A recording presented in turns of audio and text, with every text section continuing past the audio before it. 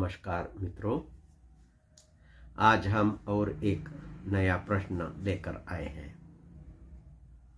कई बार लोग पूछते हैं कि भगवान मेरी मदद क्यों नहीं करते?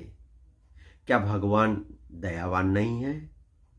क्या मेरे दुख उनके पास पहुंचते नहीं हैं? लेकिन इस प्रकार के सवाल पूछने के पहले उन्होंने खुद से ही एक सवाल पूछना चाहिए कि भगवान ने ऐसे लोगों की मदद क्यों करनी चाहिए? क्या उन्होंने भगवान को नौकरी पर रखा है? क्या वह उनको सैलरी देते हैं? ऐसा कौन सा अधिकार उन्होंने कमा लिया है कि भगवान उनकी हर बात माने? तो कोई कहेगा, मैं तो उनकी पूजा करता हूं, मैं तो उनका नाम हमेशा लेता हूं, मैं तो उनका अभिषेक भी करता हूं, मैं तो यात्रा भी करता हूं, तो उन्होंने मुझे मदद करनी चाहिए। जरा इन लोगों ने सोचना चाहिए। अगर कोई उनकी रोज पूजा करे, कोई रोज उनका नाम ले, उनके कान में आकर सोने भी ना दे, तो क्या वह अपना घर, अपनी प्रॉपर्टी, अपना पैसा उनके नाम पर कर देंगे? हाँ, कुछ लोग ऐसे होते हैं, उनको ऐसी झूठी प्रशंसा अच्छी लगती है और बहकावे में आकर कभी कभी अपनी प्रॉपर्टी, कुछ पैसा दूसरे के नाम पे कर भी देते हैं। लेकिन ज्यादातर लोग वैसा नहीं करते हैं। आप खुद भी ऐसे खुशामद से खुश नहीं होंगे। जब खुद भी आप खुशामद से खुश नहीं होंगे, प्रशंसा आपको अच्छी नहीं लगेगी, तो आपको क्या लगता है, भगवान को वह अच्छी लगती होगी? क्या भगवान को उनकी प्रशंसा अच्छी लगती होगी? बिल्कुल नहीं। लेकिन बात यह है कि ऐसे लोग ऐसी उम्मीदें ही क्यों लगाते हैं? दरअसल होता यह है कि हम भगवान को अपने पड़ोसी जैसे, रिश्तेदार जैसे या मित्र जैसे समझते हैं, एक कॉमन व्यक्ति जैसे ही समझते हैं, और यही सबसे बड़ी गलती है। भगवान कोई व्यक्ति नहीं है, वह कोई इंसान नहीं है, वह कोई इंसान जैसे सोचने वाली सत्ता नहीं है। भगवान है दिव्य ऊर्जा, भगवान है द प्राइम सोर्स, भगवान है परम आत्मा, परमात्मा। भगवान है सत चित आनंद, सच्चिदानंद। वह हर जगह है, वह सब गुणों से परे है, वह आपकी खुशामद को भी समझता है और आपकी प्रशंसा भी समझता है, लेकिन उससे वह प्रभावित नहीं होता। सच तो यही है कि दुख भी भगवान नहीं देते हैं। दुख मनुष्य खुद ही पैदा करता है।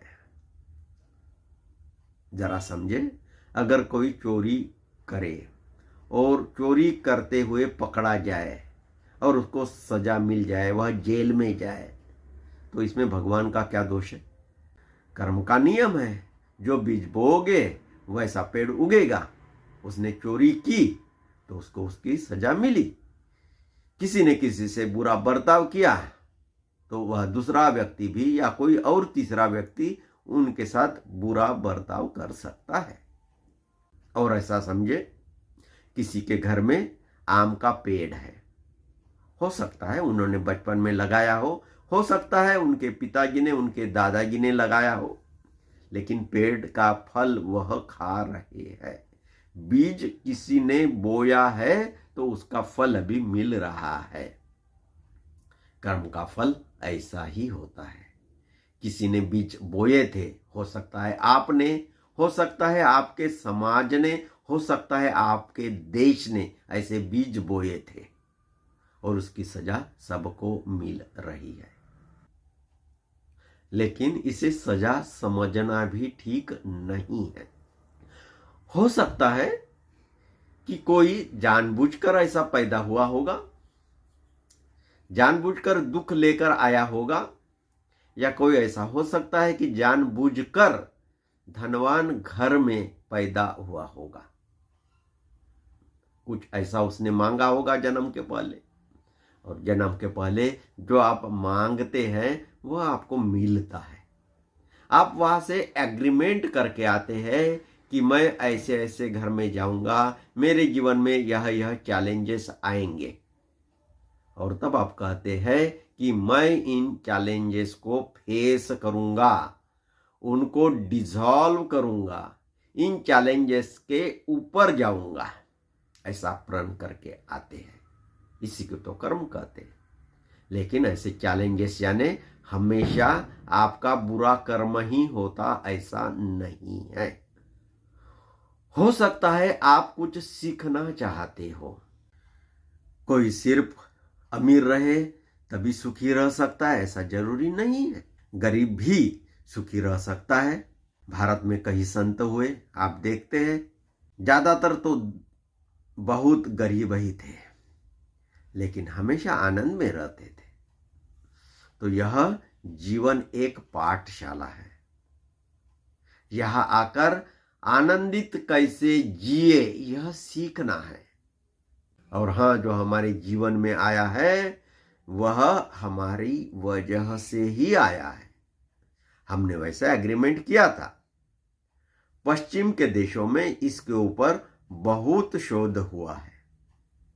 डोलोरोस कैनन, ब्रायन वेस, माइकल न्यूटन इत्यादि लोगों ने बहुत रिसर्च की है, और उन्होंने पाया है कि लोग धरती पर जन्म लेने से पहले एग्रीमेंट करके आते हैं। उनको पता होता है कि धरती पर उनको किस प्रकार के चैलेंजेस मिलेंगे, किस प्रकार की कमियां उनके जीवन में आएगी। यह पास्ट लाइफ रिग्रेशन से समझा जा सकता है। उसका भी अलग ही विज्ञान है। और हाँ, जो चैलेंजेस, जो प्रॉब्लम आप लेकर आए थे, उनको आप डिसॉल्व कर सकते हैं, उसको आप मिटा सकते हैं। और जिसे आप भगवान कहते हैं ना, उन्होंने ही आपको वह शक्ति दी है। वह आपके अंदर है ही। आपने कई सालों तक, कई जन्मों तक उसका उपयोग ही नहीं किया, इसलिए वह सुप्त पड़ी हुई है। तो भगवान ने वह चीज दी है, वह शक्ति दी है, उसका उपयोग करना है। उस शक्ति का उपयोग करके अपना जीवन आनंदित करना है। लेकिन ज्यादातर लोग इसे भी समझते नहीं है। हमेशा दूसरों को ही दोष देते रहते हैं। उन्हें लगता है मैं तो बहुत अच्छा हूं, बस मेरी पत्नी अच्छी नहीं है, या मेरा पति अच्छा नहीं है, मेरा पड़ोसी बराबर नहीं है, ऑफिस वाले मुझे परेशान करते हैं, पूरी दुनिया गलत है, बस मैं ही एक सही हूं। इस प्रकार की उनकी सोच रहती है। और यदि इसी प्रकार की सोच आप लेकर आए हो, इसी प्रकार की आपकी सोच है, तो वैसे ही चीजें आपके जीवन में आएगी, क्योंकि आपके पास ऊर्जा का वैसा ही चुंबक है, तो वैसी ही चीजें आपके पास आएगी ना। स्वास्थ्य के बारे में भी ऐसा ही समझा जा सकता है। किसी के शरीर में दर्द है, शरीर का कोई हिस्सा खराब हो गया है और वहां दर्द हो रहा, तो वह शरीर बता रहा उस व्यक्ति को कि भाई आपके सिस्टम में कुछ गड़बड़ है, थोड़ा ध्यान दो, अपना खान पान व्यवस्थित कर लो, आपके सिस्टम के अंदर प्राण शक्ति ठीक से बह नहीं रही है, उसका कुछ उपाय करो। तो स्वास्थ्य यह बताने का तरीका है शरीर का कि सिस्टम ठीक नहीं है, उसको ठीक करना जरूरी है। और हाँ, पिछले जन्म के कर्म हो या इसी जन्म के भी कर्म हो, वह हमारे सामने आते हैं। हमेशा इसलिए नहीं कि आपको सताना है, इसलिए भी हो सकता है कि अभी भाई हम सामने आ गए, अभी हमें हटा दो।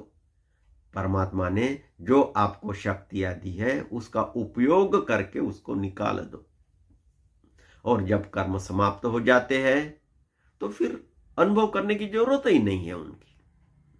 और फिर दुख आते ही नहीं है। तो किसी को लगेगा क्या भगवान का कोई सहारा नहीं है?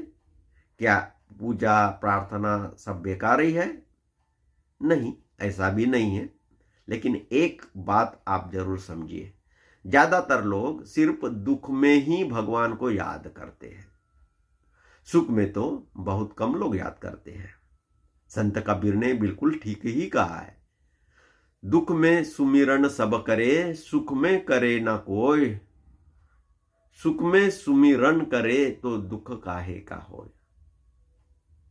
अक्सर प्रार्थनाएं शिकायतें होती है, लेन देन का सौदा होती है। कोई कहता है भगवान मैंने नारियल चढ़ाया है, अब मेरी बात पूरी कर लेना, भगवान मेरी यह मुराद पूरी कर लेना, तुम्हें 1.25 किलो पेड़ा चढ़ाऊंगा। ऐसी प्रार्थनाओं का फल नहीं मिलता है। उस दिव्य शक्ति से, परमात्मा से कुछ चाहिए तो पहले उनसे जुड़ना पड़ेगा, और उनसे, उस परमात्मा से जुड़ने का रास्ता है, वह है ध्यान। जब आप अपने चित्त को शांत करके अपने अंदर चले जाते हो, गहरे ध्यान में चले जाते हो, तब आपका कनेक्शन परमात्मा से होता है। उनकी शक्तियां आपके अंदर जो पहले से है ही वह जागृत हो जाती है, आपको पता चलती है। उस समय चेतना बहुत ऊंचे स्तर पर होती है। आप अल्फा, थीटा, गामा इस स्तर पर चले जाते हो, और उस स्तर पर आप कुछ इच्छा करें, कुछ मैनिफेस्ट करें, या जीवन से जो आप नहीं चाहते हो वो निकाल दे, तो उसे आसानी से निकाल सकते हैं। और इसे ही भगवान का आशीर्वाद कहा जा सकता है। असल में यह ऊर्जा के नियम है, क्वांटम फिजिक्स के नियम है। यह सब क्वांटम फिजिक्स के नियमों के तहत चलता है। लेकिन फिर भी आप उसे चाहे तो भगवान कहे, दिव्य शक्ति कहे, या उच्च विज्ञान, यह आपकी मर्जी। सेक्रेट सर्कल लोगों के जीवन में सुख, शांति, समाधान और समृद्धि आए, इस उद्देश्य से निशुल्क ध्यान कक्षाएं लेता है। यह दिव्य शक्तियों का उपयोग करके हीलिंग और मैनिफेस्टेशन की विधियां सिखाई जाती है। यह सहज तरीकों से परमात्मा से जुड़ना सिखाया जाता है। कोई कठिन साधना नहीं, कोई दिखावा नहीं, बस सीधा अनुभव। परमात्मा से जुड़कर आप अपना जीवन वास्तव में आनंदित कर सकते हो। आइए, सेक्रेट सर्कल में आपका स्वागत है।